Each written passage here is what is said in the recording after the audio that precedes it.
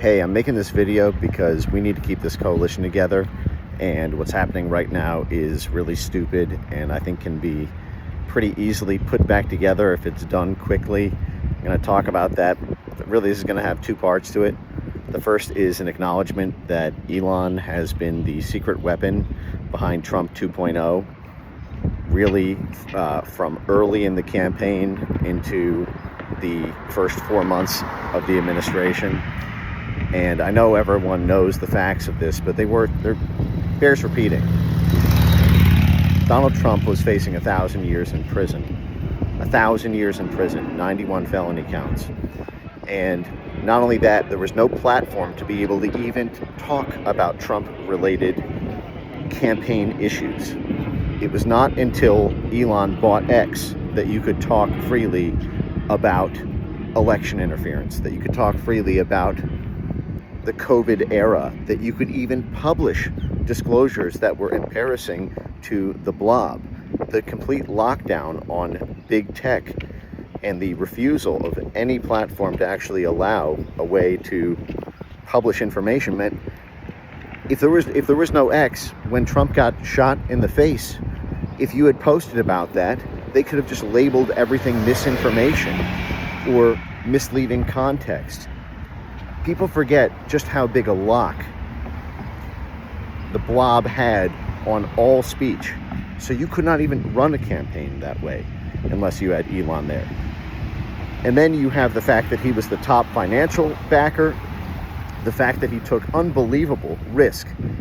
And not only that, he opened the door for the entire business and investment community to come in safely behind and themselves have the bravery, feeling like Elon and his enterprises and his philosophy would help amplify theirs. I think he helped bring, for example, the little tech coalition out of its shell to come and support Donald Trump.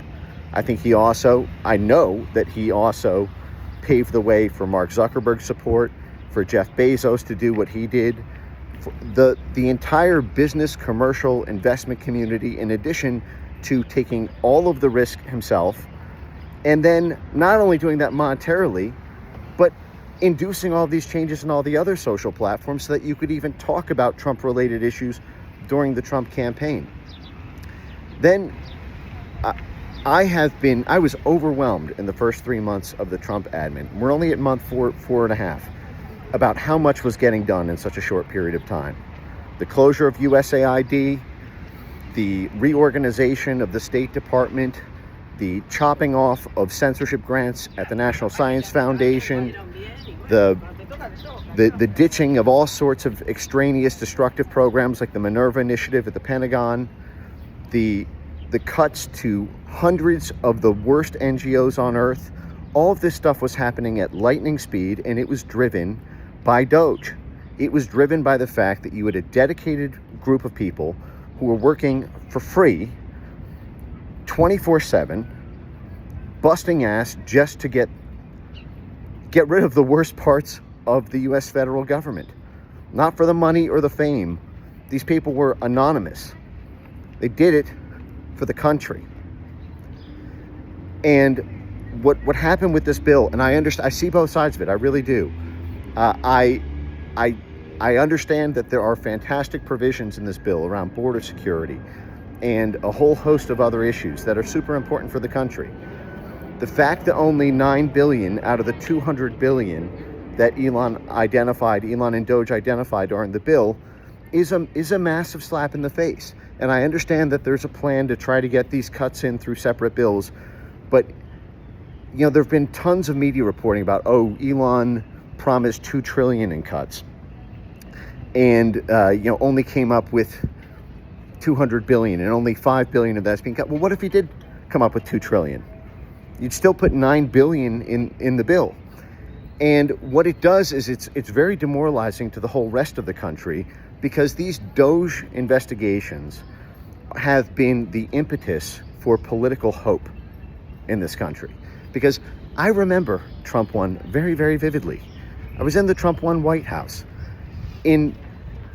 We got more done in 4 months, in the first 4 months of the Trump admin, while Elon was a special government employee there, than we did in 4 years under Trump 1.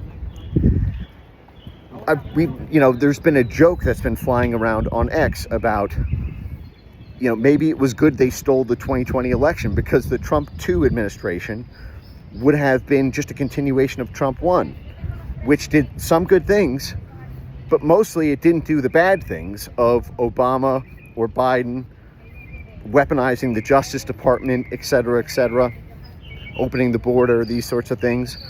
But the fact is the Trump 1 White House was ruled by Paul Ryan and his speakership.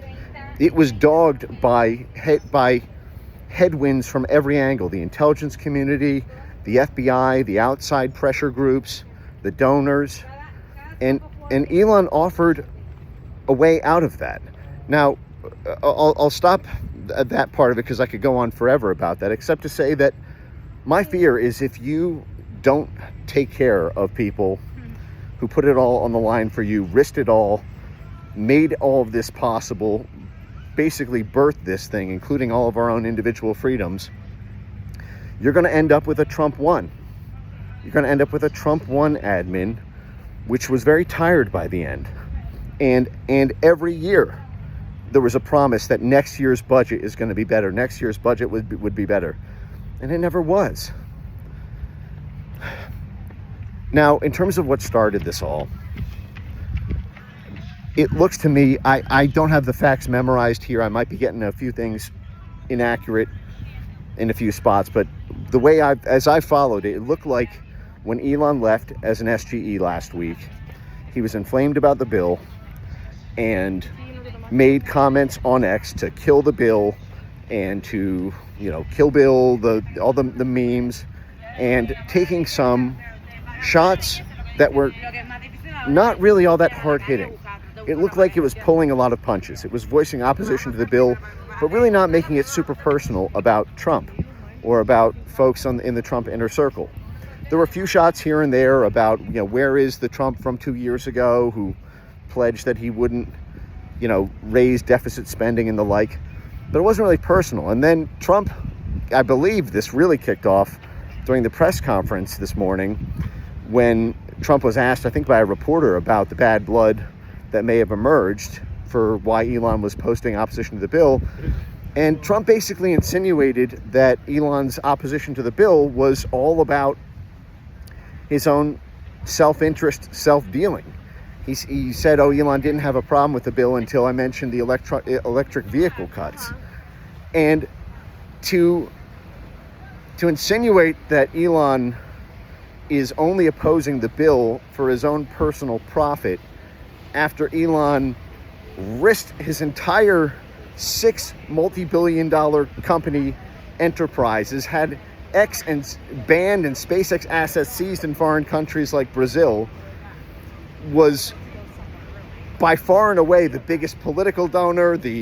Gave up his job for 4 months to work for free. Let his companies that were being torched by left-wing domestic terrorists, and this kind of low blow shot that the whole opposition is based on not getting subsidies for his own personal company. I mean, I can see how that would make someone fly off the handle. And that, to me, looks like it was what escalated. Someone correct me if I'm wrong about this. And, I honestly feel like if Trump were to just kind of apologize for that shot and then have a private phone call, stuff could, be relatively well built back together in another couple weeks or months, or however long it takes to patch this stuff up. But you have to manage your coalitions. You just do. No government, no matter how strong or powerful or visionary a leader is, works without the support of folks on the inside who are great administrators and loyal, and folks on the outside who will help you through their businesses, through their media, through all manner of outside support and amplification. You really do get by with a little help from your friends. And this is a big thing to throw away. It's the reason we won the CR budget fight, 6 months ago, 8 months ago on this. So get it together, guys. Let's kiss and make up.